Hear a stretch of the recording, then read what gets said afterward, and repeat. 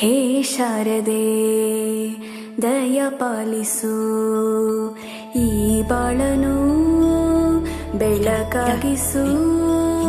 ಹೇ ಶಾರದೆ ದಯ ಪಾಲಿಸು, ಈ ಬಾಳನು ಬೆಳಕಾಗಿಸು. ನಾಳೆಗಳ ದಾರಿಯಲ್ಲಿ ನಂಬಿಕೆಯ ನೆಲೆಯಾಗಿರಿಸು, ಮುನ್ನಡೆಸು.